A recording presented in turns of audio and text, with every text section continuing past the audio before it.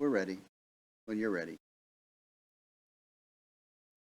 Welcome, everybody. I'm Councilmember Chris Ray. I'm going to call to order the January 11th, 2024 City Council Ad Hoc Finance Policy Committee. This is a temporary committee that was formed by the City Council to provide recommendations on the proposed amendments to the city's financial management policy. Public comment. There will be multiple public comment opportunities at tonight's meeting. There's a general public comment opportunity at the beginning of the meeting, or you can make comments after the presentation and council questions and answer period tonight. Members of the public may address the council at this time in person or virtually. Those who have signed up in advance make comments will be called on first. If you are joining us virtually and would like to make comments, please raise your hand. If you're in the room, there's no one in the room, so I'm going to skip it. I'm going to wait and see if anybody raises their hand. Somebody would like to make comments? All right, let's go. Let me finish reading the guidelines then. Public comments are an important part of the public process. We take them seriously and factor them into our decision making. Please direct your comments to the whole council, not individuals. While this is not a question and answer session, we will contact you to follow up if needed. When recognized, unmute your microphone, state your name, address, relationship to the city, speak clearly and pause frequently. Limit comments to 5 minutes. If you are attending virtually and do not respond after your name or phone number is called out, or if your connection is unexpectedly lost, the meeting will need to proceed. You are encouraged to rejoin if able. Personal attacks, obscene language, derogatory remarks, and disruptive behavior will not be permitted. Can you identify the person who has signed up to speak? Yes, CM is indicating a desire to speak. Connie, I've moved you up as a panelist. You should be able to unmute. And got my video. Hi, this is Connie. I'm going to say most of what I have to say now because Planning Policy Commission is having a public hearing at 6:30, and that is going to cut me off because I can't do both things at the same time. And so this whole thing about the financial policies has gotten me brainstorming about what a financial policy is and what transparency is, because from my perspective, I want to see what the city is doing with my money and my community's money. And when you want to go with efficiency over transparency, which is what this mainly feels like, I get troubled. So in my troubledness, it's like, who watches city council anyway, right? How is the financial information being broadcast so that the people can actually see what's happening? And in the city financial policies, which is what Chris said, they didn't say city council financial policies. I think we need to think about what transparency means and why we might want to show the community what is happening with the money. Like, wow, we're doing a great job getting grants. We're getting a lot of donations. Look, you too could donate. We are not just trying to pick your pockets. I mean, there's a lot of great benefits to showing the community the good things that you're doing. Now, the question might be, it doesn't go to city council, but it is required to have a certain push out into the public. And that could be a fiscal policy. But I think you have to have a conversation about, why do we want people to know what is happening with the money and at what level? And I think in the end, this is what is troubling me most about these kinds of conversations, is it's not nuanced and it feels like it's shutting the community out. Because, for example, me, who would actually even notice, I would not even be able to see the financial information that I see now in some ways. And I would not be able to broadcast it to my community, which I often do because nobody else is doing it. And these are the nuts and problems that I have. And I am hoping that maybe you'll put your brains to and try to solve, because the city should be celebrating the good things that are happening. And they should also know when you decide that you want to choose a grant that's number 22 on the list and move that ahead of something that's a large community priority. So they can effectively say, no, no, no, we actually don't want that grant because we want you to focus on this priority. And those things could go missing, not that they're great right now. So they could go missing and be worse, but you could also take this opportunity to make them better. All right, so thank you. I'm going to move on to PPC, but I may come back and hear what you have to say because I'm really curious. Thank you. Thank you, Connie. Clerk, anyone else signed up to speak tonight or indicate a desire to speak? We have no other members of the public with us virtually. Okay, then we will move on to our next order of business, which is approval of the minutes. Any modifications or objections to approving the minutes? Hearing no objections, the minutes are approved. Okay, we are going to move into our single order of business tonight, which is ID 1570, amending fiscal management policies, and we are joined tonight by City Attorney Rachel Turpin. Rachel, thank you. We're glad you're here.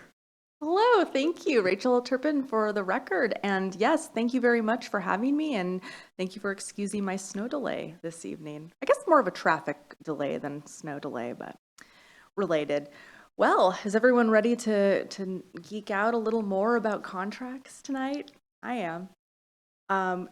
Tonight we'll discuss the amendments to the financial management policy that we first started discussing at the initial meeting of the ad hoc committee on financial management policies. So our purpose this evening is to give you a rundown of the changes that we made in response to the comments from last meeting, and then to discuss and obtain more committee feedback on the proposed amendments to the financial management policy before we hopefully then refer it to the city council for discussion by the full body. Next slide. Just to give a little recap of what we did at our last meeting. On December 19th, we met and we established some goals for this project, which included transparency and accountability, ease of use and understandability, maintaining council's roles as the policy setter for the city, and increasing efficiency for staff. Feedback direction that was provided at the last meeting was to proceed with a $100,000 grant threshold, but to add language requiring reporting of grant awards received to ensure that we continue to have that public transparency about what we're doing. So that change has been made in the draft that's before you. The committee also discussed that there were two different types of donations that are addressed in the financial management policy. One's for new projects that don't exist yet, and one for donations to projects either for any municipal purpose or for projects that are already in place. And we determined, the committee determined that it would be best to keep those separate so that the council continues to have full responsibility for deciding if a new program should be initiated. We discussed and removed the following types of contracts from the proposed $350,000, or I think in our newest draft it'll say $300,000 approval for thresholds for council, which those types of agreements that we would exclude would be settlement agreements and real estate purchase and sale agreements. And then there was also direction to change the proposed public works contract thresholds from $100,000 to $116,150 to match the state bidding law. Next slide. The committee was supportive Rachel, of. we got a question yes. from Councilmember Hunt. Thank you. I noticed that in the report that is in our packet, there's the administration has a recommendation which is revised, I believe, from last time, but it does still have contract thresholds. Public Works recommended revised $300,000 threshold, and so I just wondered if that's if the administration will continue to recommend that, and then this committee, if we continue to recommend the bid threshold, which was the 116, if then we would essentially be bringing a different recommendation back to council and how that would work, or if I'm misunderstanding. You're correct. We did want to make one more push for 300,000. Let me just talk about that for a second before I go on with the rest of the presentation, because it's, we're right on this and it's relevant. So when I went back to staff with the 116,150, it was not, they did not like it. I thought that would be great because it would be one less number to remember, but they actually thought it was an even weirder number than 100,000, and which is true. It is a very strange, random number that the legislature chose there. So they said, we'd rather not even do the 116. Our preference would be to either have, the staff preference overall would be to have the same threshold. We have walked back. The 350 was originally proposed because that's actually the limit for use of the small works roster for public works projects. So that was kind of where it came from. It wasn't pulled out of thin air entirely, but considering that our current professional services threshold is 300,000, we decided that, that would certainly be something that we could live with if the committee is amenable to it. So, our one last push here for just 300,000 for all types of contracts. And I think Deputy City Administrator Andrea Snyder's here, and she might want to speak to this issue as well, because she's also received some feedback from our staff on this. Andrea, do you want to jump in? Sure. Thank you. Thank you, Rachel.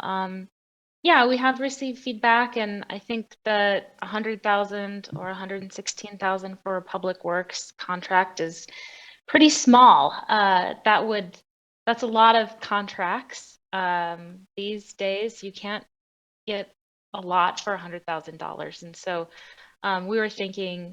we were hoping for a 350 that matches, as Rachel said, some of the state requirements regarding public works contracts, which makes it a little easier for staff to implement.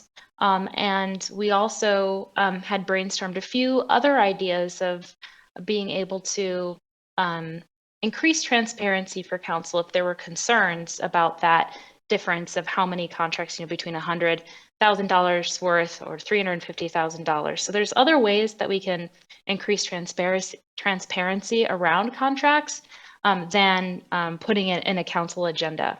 And so if council's curious or interested in those other ways, be happy to talk about those, but just wanted to provide a little more insight as to why this is the administration's recommendation. Just bouncing off that a little bit, Andrea is correct that $100,000 is a ton of money when we talk about projects for, my home or person's home. These large commercial grade projects are very expensive. So it is true, $100,000 doesn't go a long way for public works contracting. And adding on to the transparency piece component of it, I strongly believe that we need to have more transparency with our contracting. I just don't think that this is the best mechanism for transparency. I think the public should have access to all of our contracts, every single one of them, even the ones for, $200. I think I think our focus should be on trying to figure out a way to make those all everything publicly accessible. I've worked in cities like that before. It was lovely. It was great to be able to just go find whatever. It reduced the burden on public records because we would just send the links to the contracts. So that would be something that I would really be a proponent of exploring, rather than kind of this makeshift approach of the transparency by making things, available in the consent agenda, because quite honestly, I don't know if a lot of people even read those. So I think maybe just having a records center that folks could go to would be preferable in some ways, but this is what you are all here to make decisions on, not me. So I just make recommendations. Councilmember Hunt, anything else on this one? I have a couple of questions based on what you said. Absolutely. And you can take them however you want. But one of them is you mentioned the public works small contracts. Can you spend a few minutes talking about what that is, how it's different, how people get those, or small roster contract, or whatever you called it. It was a great name. And then the second thing is we spend a few minutes talking about some of the ideas that you and Deputy City Administrator Snyder have about how we might do transparency in a different way.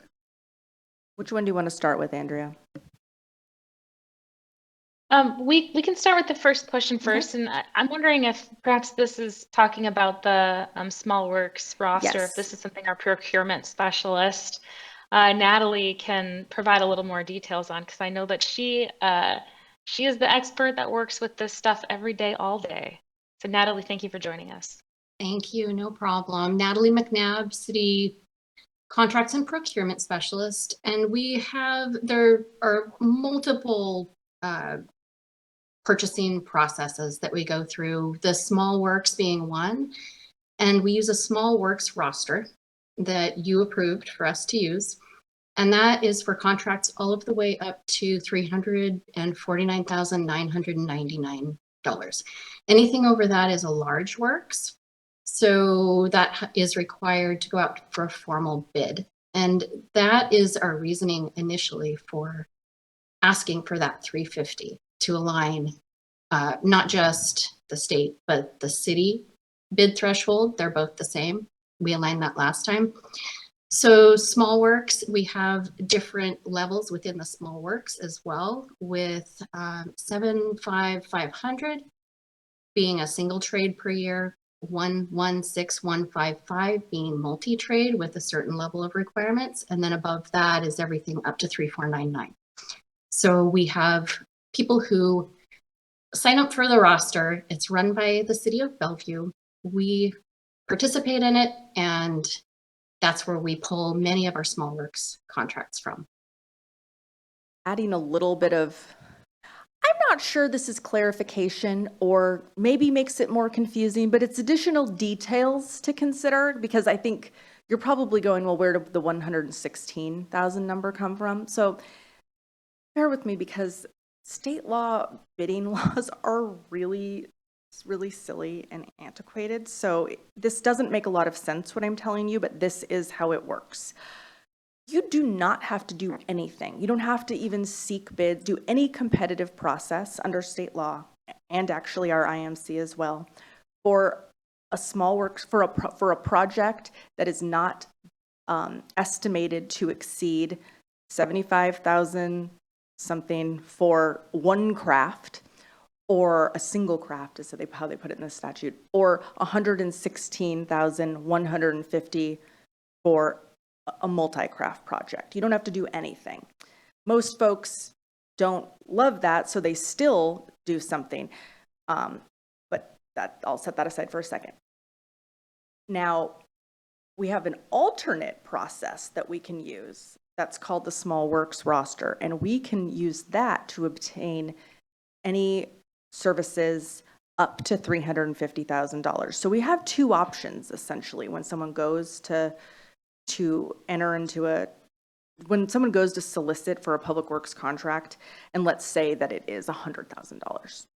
They could theoretically not seek any bids on it at all. But in reality, we like to go to the roster because it's an easy way to get competitive bids.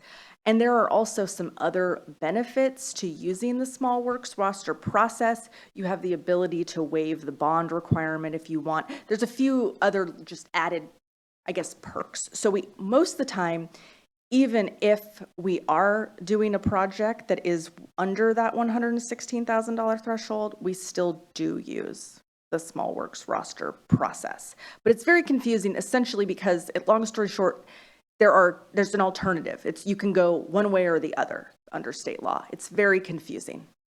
Hopefully I didn't make it even more confusing for you, but there is a lot of nuance there. No, I think that's great. Thanks for the clarification. Do we very often do procurements that are under, let's just say, $116,000 that we don't use the small works roster? No, we seem get like them we all almost off the small works roster. I would mean, make that's sense. it's just kind of how we So operate. it's kind of almost a irrelevant number in some ways? It is. I mean, it's something that you could do. Like, it's nice to have that ability, I guess, because let's say you have an emergency situation, but maybe you don't have a declared emergency, but it's really like an urgent situation. I guess it is nice to be able to say, oh, we worked with that one contractor before and they were really good and they were reasonably priced. Let's get them in to just do this because we're in such a hurry. We can't even send out the notice. But I mean, other than that, I don't really see folks do that. But wouldn't those contractors already be on the small works roster? They would. And so you'd have access to them And that's how anyway. we would solicit them. We just might, yeah.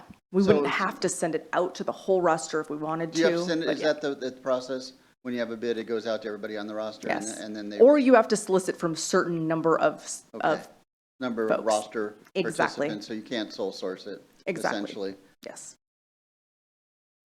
Do we have sole source requirements, limitations on contracts? We have the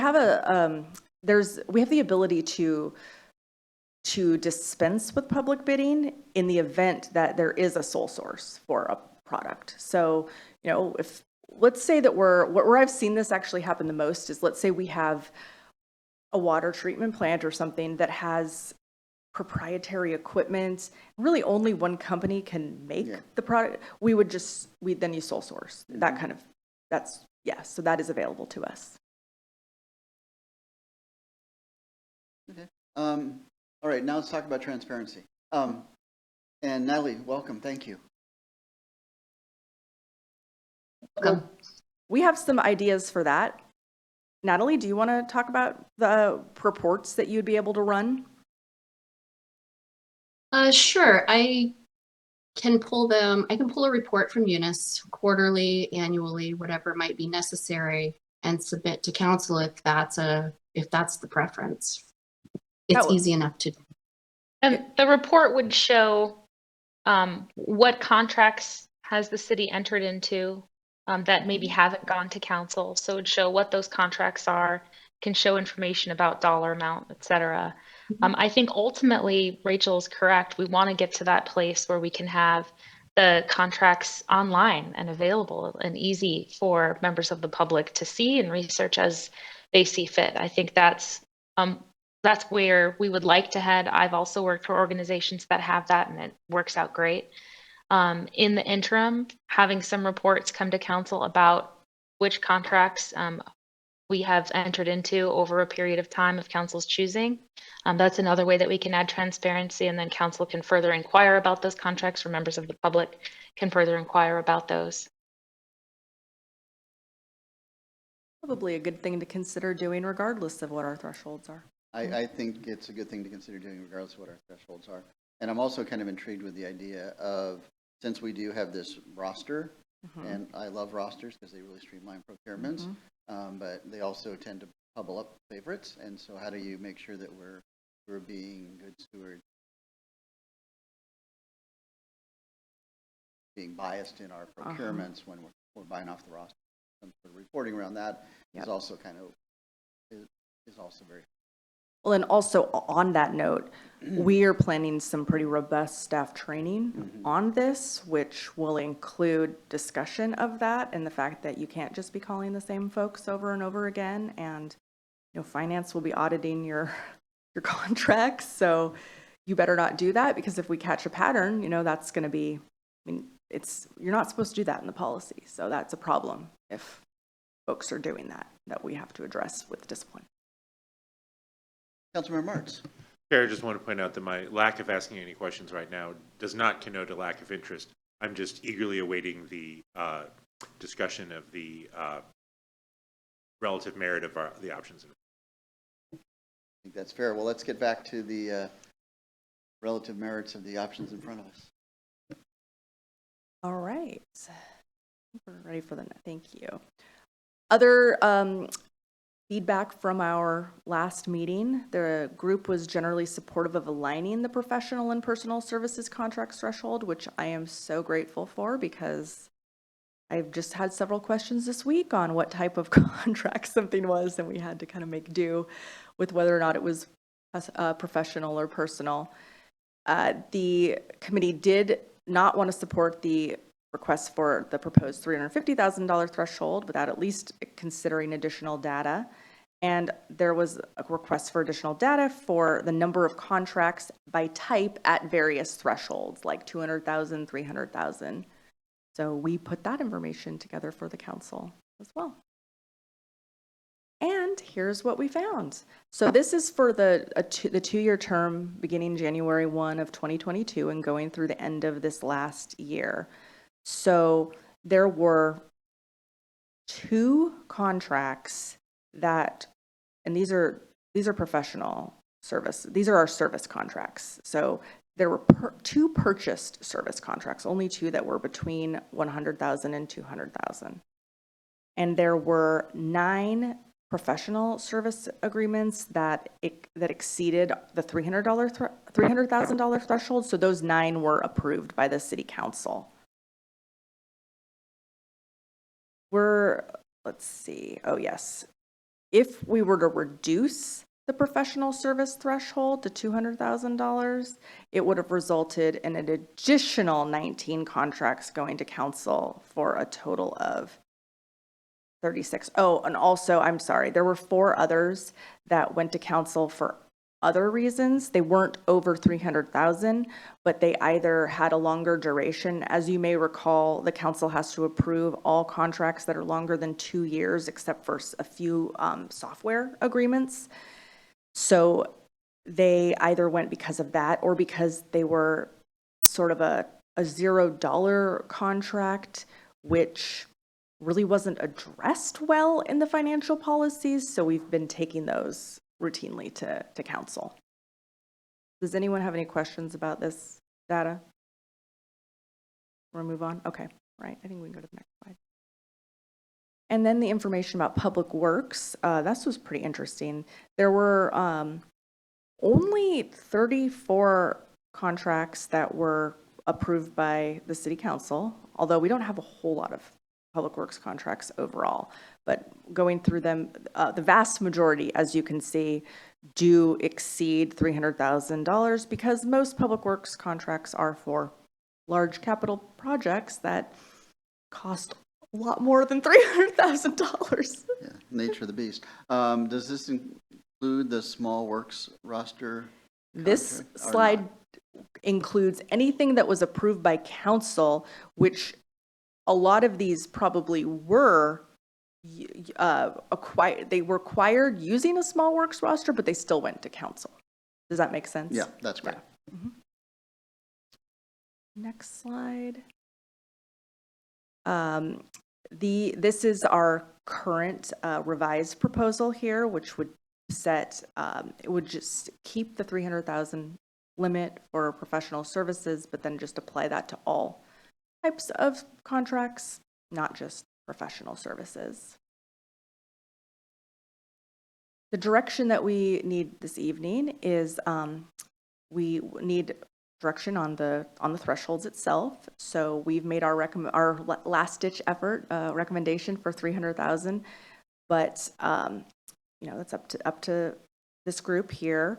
So we would like to know if we have a continued direction to keep professional and personal services together, whether we keep those at 300,000 or if we want to, you know, if the council's interested in reducing that, which I hope the council does not do, so staff does not come after Natalie and I with pitchforks, but once we'll handle it if they do, don't worry.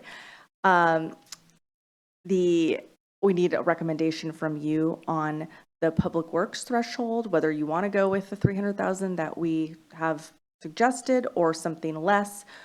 Once again, we're walking back the 116,150 because it was too confusing. So I think we'd probably rather keep it to a round-ish number if there's something between 100 and 300 that council is interested in there. I'm developing a little bit of OCD on this and getting a little bit compulsive. But of the public work contracts, how many do we think were let that were under $300,000 were let under the small works roster. All of them. Okay. And so the current threshold for the small works roster is 350, right? Yes, Okay. exactly. What I need to know. Oh, Councilmember Martz. I do have a question.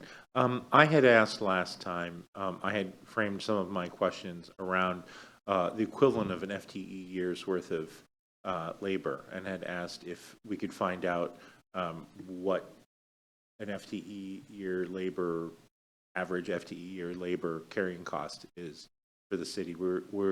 Did staff take a look at that? I'm not sure if we have that information. It was hard to, that was a hard one because the FTE cost varies so widely across the city.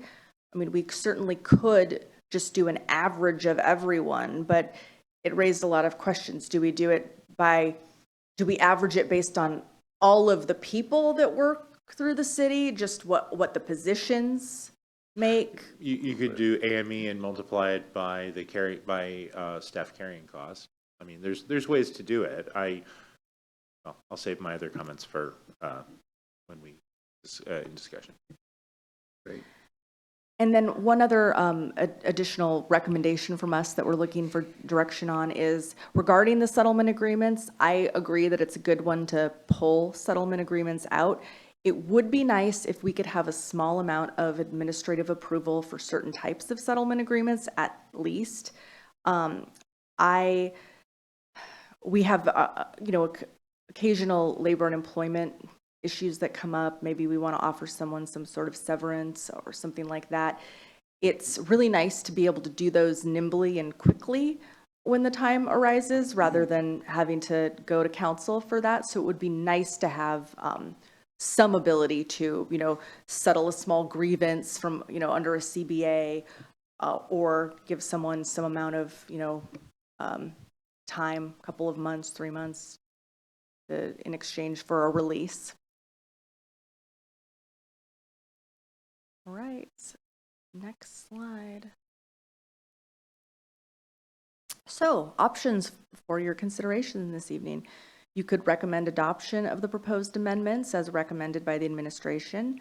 You could recommend different amendments, or you could recommend that we scrap this whole thing and we just leave it as is for now, but I don't think that'll happen. We spent too much time.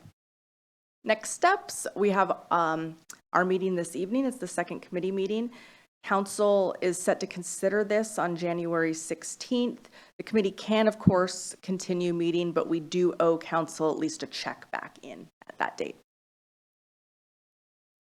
All right, with that, discuss away. Any questions before we leap into discussions? Councilmember Hunt. So earlier there was a little bit of information about thoughts on how we could communicate these contracts and grants and different financial items if we were not to have them go through the current council approval process. It does seem like it would be great to have all of it available. Just, you could search all of the contracts. That would be great. So I'm wondering what the path to that could look like, and how far out we are from that, and what's between us and that. I think there's a couple ways we could handle it. I know that we do the quarterly budget update reports. We could put it into that, or we could do a separate report on a more regular basis, just monthly, if that would be better. So I think I might not have been I'm sorry. clear. So I get that we could put it in like the quarterly reports that go to council. But I think, what I thought you were talking about would be something like a member of the public could go in and search for contracts, and all the contracts would show up. I just don't know if right now we're technologically there to have them be publicly accessible. I think we could post a list and then folks could ask for copies of them. I think that would be you know, Tisha, please correct me, city clerk, if you think that that would be I don't manage the website, so I don't know how hard that is, but it seems like that would be quite doable.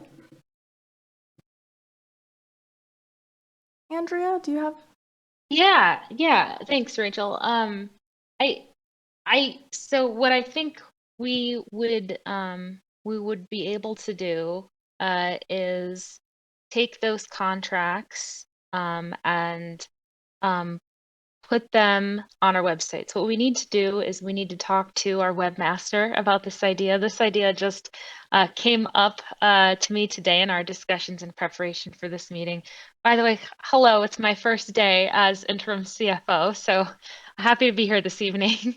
um, but I think we need to have those conversations. So when you're asking about readiness, Councilmember Hunt, I think we have the desire to for this to occur, we need to talk to our webmaster. I'd like the ability to talk to the clerk's office, who's just hearing about this idea for the first time.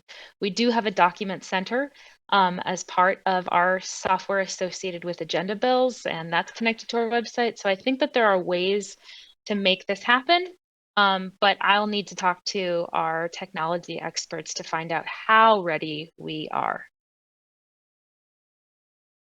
Okay, thank you. That was my only question.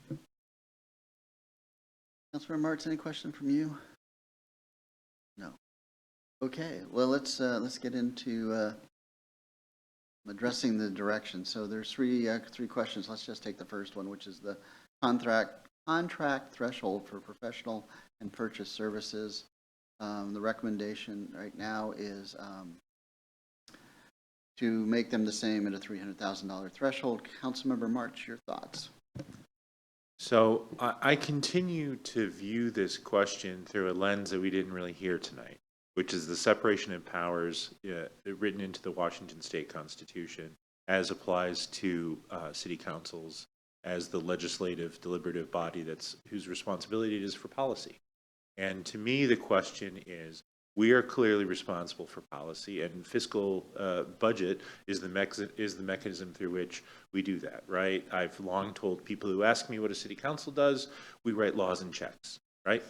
And so I have not heard this evening a coherent argument about where the boundary between sort of housekeeping funding and policy funding fits in. I have been involved in city council meetings where, in the equivalent of this committee, we evaluated $5,000 funds for human services organizations because it was a policy, right? And so I don't really know exactly what to do tonight because I haven't heard an argument about where that boundary is. I suspect.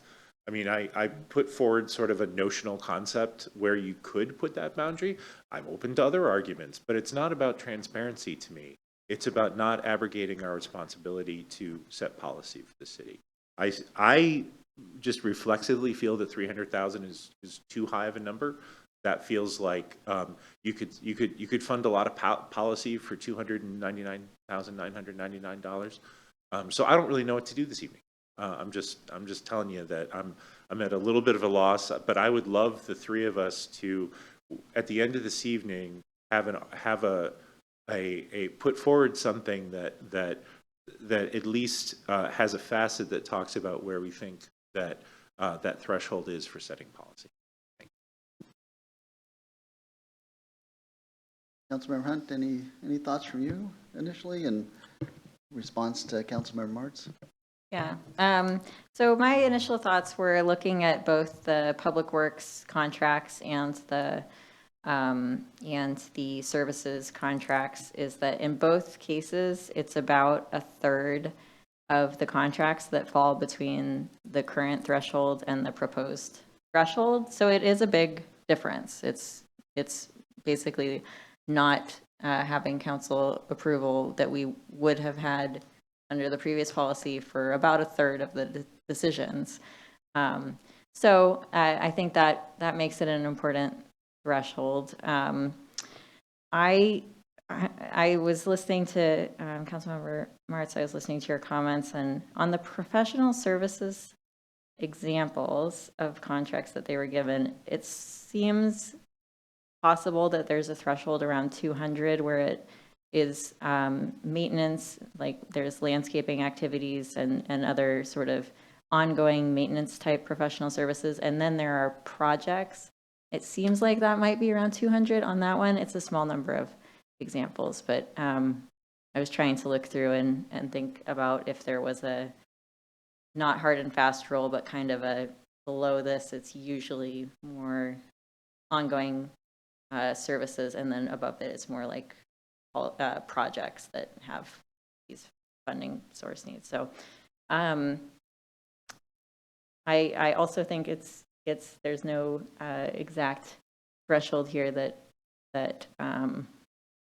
there's no obvious answer, but I do think I still lean more towards making sure that because it's a big difference. It is on that scale of efficiency versus maintaining our policy setting and on the transparency, because I don't think we're going to have, it sounds to me like we're not ready to start putting everything available to the public.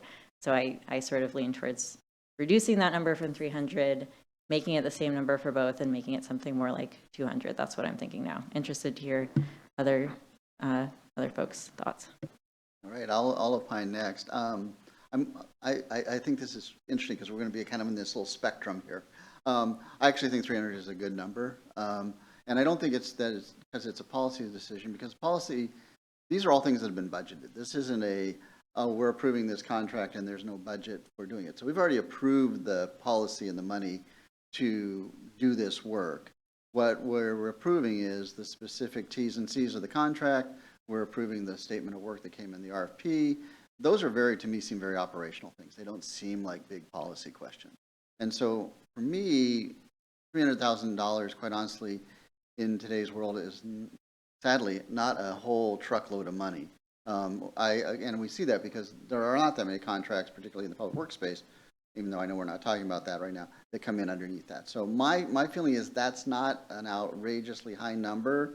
And I went, after we met in December, I went back and I thought about the question of policy versus operational responsibilities. And thinking about it's the constitutional thing again. It's the mayor's job to do the operational stuff. It's our job to set the policy. And I think that from my point of view, the $300,000 is a good break point to say, okay, less than that is an operational thing. More than that, it requires not so much a policy perspective as an oversight perspective. So I think our role in reviewing professional services and purchase services contracts isn't so much that we're setting policy because we set the policy when we budgeted the money. I feel like it's an oversight responsibility. At what point, at what threshold do you want to have oversight? A little different bent on it. Councilmember Martz. So as we iterate towards something, I mean, we're not that far off. I mean, is the good thing. I hearing 200,000. Here's an argument for 200,000. So if the area median income is something like $130,000, right, and you say a carrying cost of an employee is something like 1.5x, right, then you can say to the public, we've got this threshold that like a year's labor from somebody is a benchmark that one can use, right? And we're saying that's roughly $200,000. And it again, if the full council would want to go for $300,000, I would not rend my garments and gnash my teeth. But I do think 200,000, is a number that I can wrap in a conversation with the public, and they say like, and when do you guys decide? I think a year's worth of somebody's labor is a great round number, and that looks like 200. Thanks. Any other thoughts? So one additional thought is that we had been looking at where these breakpoints are. And I had just mentioned that there's seemingly on our very small number of examples, but it does seem like maybe more maintenance in the contracts ones at below that 200. It does seem like it's a bit of a breakpoint on the public works as well, because there's about a third and below the $300,000, and most of those almost all of those are below the $200,000 as well. So there's sort of a break with these smaller projects and then big projects above that, which are those 2/3. So just reiterating earlier, but I think that it does agree with that earlier threshold as well. And yeah, appreciate the thoughts on the FTE relationship. I'm going to get back on my small works roster hobby horse. That's 350, right? Yes, And that is not, is that fixed external to us? yes. So that's part of being part of the larger, we're going to be playing this space. Yes, that's state law. Okay. Oh, it is state law. It is. Even, that is bigger than us. Okay. Councilmember Hunt? Yeah. Can I ask a question? So we had talked earlier about the 116 because that was an operational threshold, but at which point you would have the bids. I'm not bringing that back for discussion. I'm just mentioning that was like operational threshold. So this small works roster is another one, but it sounds to me like there's, if that were a big efficiency and streamlining argument, that, you know, then I think I would think of it differently, but it sounds like it wasn't for the 116. And so I wouldn't expect that it would be for the 350 either. Just like that is a different threshold operationally, isn't like a really solid reason to use that as the threshold for this council approval. But I wondered why it is, why you have come back to that. So I just wonder if you could explain that to me a little bit more, because Yeah, no, I think it's a fair question, but so I'm looking to do a project, and I'm in Public Works, and I think it's $325,000, which is over the contract, way over the $200,000 potential Public Works contract. So that's okay. I'm gonna go to the roster anyway. So my threshold is up here, and we don't review. Is that a true statement? We don't review those, or we do? You do if they're over 100,000. Okay. Currently, yes. Okay. Great. Then that answers my question. Actually, that was the question. The answer I was seeking was it doesn't go out to bid, but it still comes back for approval. Exactly. Okay. Then I'm letting go of that one. And I'm sorry for confusing the whole situation with the 116,000 at the last meeting, because really operationally, we don't use that one at all because we always use the small works roster. So that was on me. Sorry. So we've got a methodology based on a fat thumb, and that's what an FTE cost, right? We had 200,000. We've got maybe 300,000 is the recommendation from the administration. Can I ask another question? It actually kind of melds together 1 and 2, but I want to get your guys' thought on this. Should those two be the same? So the contract threshold for everything the same number, or should we carve out Public Works? Have any thoughts on that? I have a question. I had thought that, can you explain impact to staff, or I had thought that staff strongly preferred one number. Is that not correct? Public Works is much easier to separate out if we're going to go with 2 numbers, because it's so clear when something is a Public Works. It has its own definition under the statutes. Like, it is a very clearly defined type of contract. There's also a lot of other process that goes along with those. So I don't think anyone on staff would have an issue with there being 2 separate thresholds for Public Works and everything else. It's really the everything else having the same threshold that is of the greatest importance to staff. And I think we agreed, and I think we're still in agreement, all of the professional and purchase services contracts, they should be the same number. We're still there. So my question is, are we okay with a different number for Public Works? This doesn't answer your question, but I will point out there's only one. In the last years, there's only one project that is between 200 and 300. Moving that threshold will change a very small number of projects going for approval for us. City Clerk? Councilmember Hunt, were you talking about the professional and purchase service list? I'm looking at the city council approved contracts, Public Works, Oh, Public Works, okay. Never mind. which is, sorry, are we, that's what I thought what we were talking about. We're kind of talking about it all right now, so. Okay, that's the Public Works contracts list. Okay. All right, so we got a $200,000 number that we're contemplating for professional and purchase services. So let's just dispatch that one first.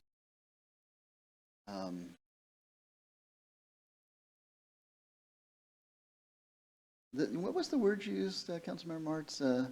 Gnashing of teeth and tearing of... Rending of garments and gnashing of teeth. It's Yeah, a biblical reference. Okay, yeah, I appreciate that. So I feel that way about, not, I feel like 3 is not an outlandish number, but it's, I'm not going to rend or gnash over it. So you want to split the difference? I mean, what do we think about that?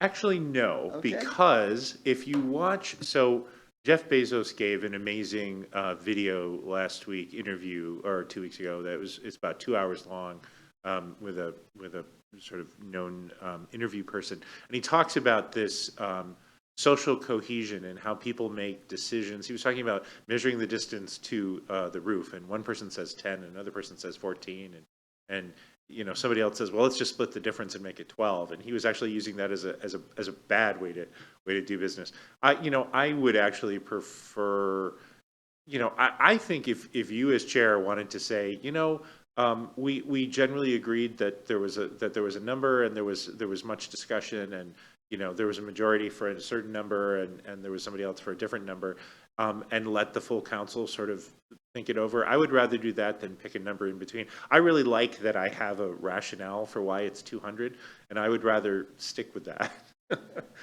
Given that I didn't pull that number sort of out of thin air, and you didn't pull 300 out of thin air either. You're accepting the administration's recommendation as valid, and I get that as well. But I would rather talk about the difference than pick a third number that none of us really love and go to that. Councilmember Hunt, your thoughts on that? Okay, so this is about, we're talking Number about one. number one. Number one. I still tend to like the lower number because of the balancing of the oversight role of council and the efficiency, and what may be a sort of break in those sorts of projects for the professional services. So I still lean towards the 200 as the breakpoint. I think that I like Councilmember Mark. I mean, I think it's okay that we as a committee aren't in complete lockstep. And so I think we bring it back with 2 different things, and the administration can make the recommendation that the administration wants to make, and we can tell our colleagues the process we went through and where we ended up. So I think that's I'm confident that you as chair will give a fair representation of this conversation to the full council. I will do my best. I will go back and watch this so that sure that I'm fair. Okay, so that's our recommendation on number 1. Got it. Okay, number 2. Additional thoughts on number 2. Is it the same argument? Is it different arguments? Is it different number? I'll let you opine first. Councilmember Hunt, you were kind of thinking about this one. Well, this is the one where there is only one project in our list of about 30, 35, something like that, projects where it actually would be impacted. So between 200 and 300. And so the current threshold 100, that is a difference. But whether if we think we need to increase this, then between 200 and 300 there is not much of a difference. So I think for this one, I'm okay with 300, interested to hear what other people think. Yeah, I'm actually okay with 300 also because the coupling to this argument of like a year's worth of labor isn't as strong, right? Because we're not talking about services. We're talking about, you know, concrete and rebar and Lord knows what else stuff.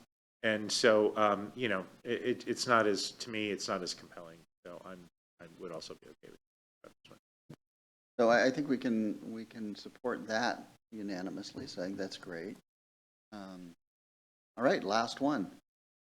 Settlement agreements.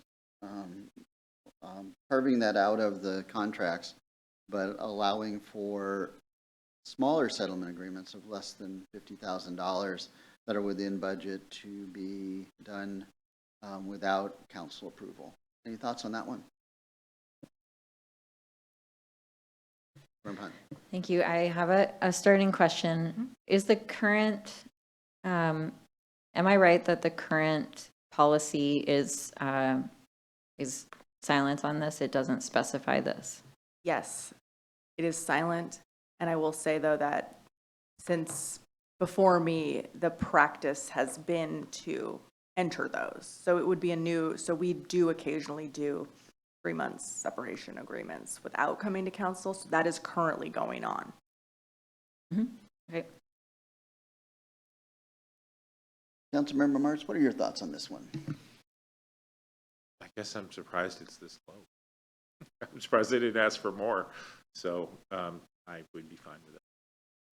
It would be lovely if we could get it for all settlement agreements so that if there's like a little rinky-dinky non-labor employment one that we can pound out, but honestly, it's mostly the labor and employment ones that are of concern to me. Well, now I'm confused. Are you guys asking for something different than what you've asked for here?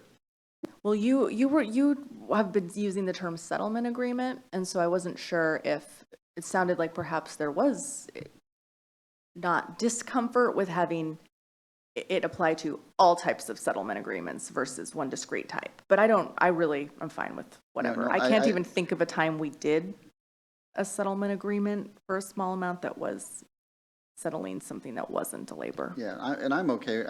That was probably just an oversight on my part for not specifying labor and personnel settlement agreements. But I think that's the right scope from my perspective. You know, why, carve out settlement agreements because they're kind of a big deal and they're potentially politically charged. And I want us to have say over politically charged things. But I think with the labor and personnel matters, I think some of those, there's good reason in some instances to not, or to let the administration handle them within some reasonable limits. And it seems to me $50,000 seems like the right number. Councilmember Hunt?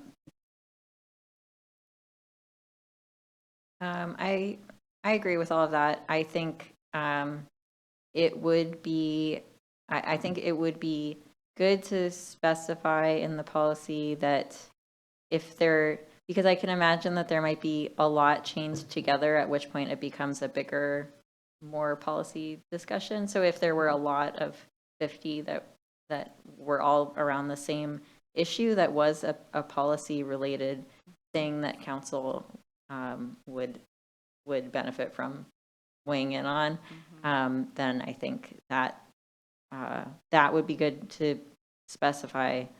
Other than that, for the one person and the severance and those sorts of things, I think this makes perfectly good sense.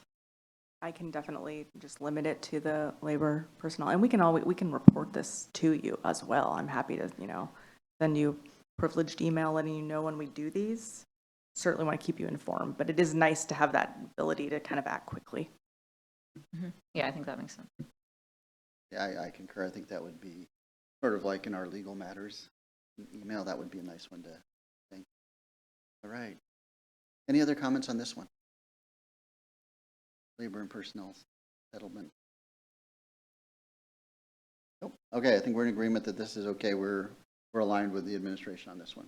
Thank you. All right. Any other business?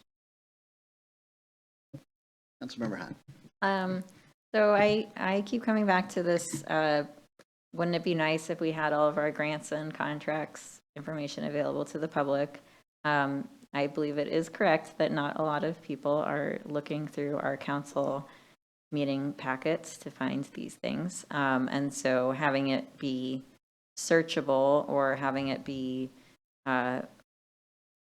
available in if it were a big grant to do something exciting, having that be on the website as a news item with the contract linked, those sorts of things would be good, and I think would better achieve the transparency goal from our list of goals. And so I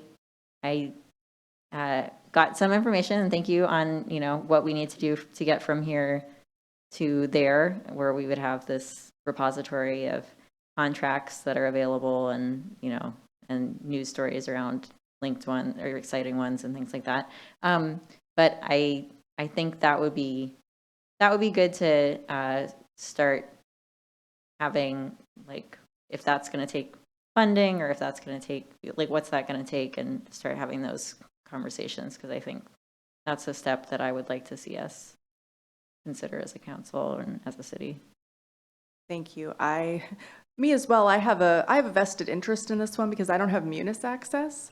So I have to go bother the poor city clerk if I need something like that, or Natalie. So I'm a self-serve kind of gal. So I really would love to be able to look at those all myself as well. So I think that Deputy City Administrator Snyder and I will maybe meet with, I'm inviting myself to this meeting, but I'd like to talk to our web staff too, and see, what we could do even in the interim, in terms of, starting to maybe just put the new ones we enter on the website or something. Maybe it'll take us a while to, put historical documents in a different repository, but I think it'd be really nice to look into that.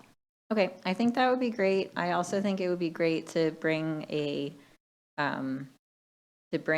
proposal on what can be done in the interim, short-term progress on that front, to council when this comes back, because I think that addresses some of our goals, and we are going to be recommending to the council that we reduce the thresholds that this would go to council and would be in the packet, and that, so replacing it with a better way of giving transparency would make that go over better, I think, and would help us meet more of our goals. So that would be great to bring that back with this item when it comes back to council.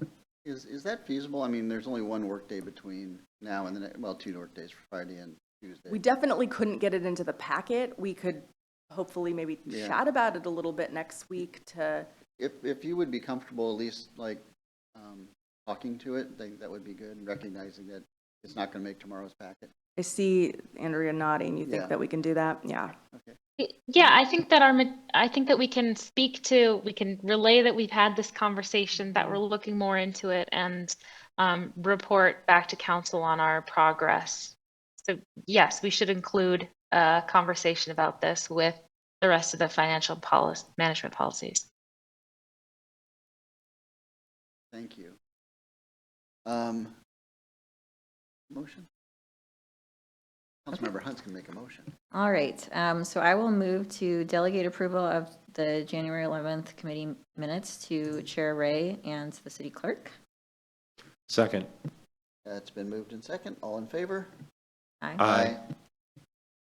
Passes unanimous.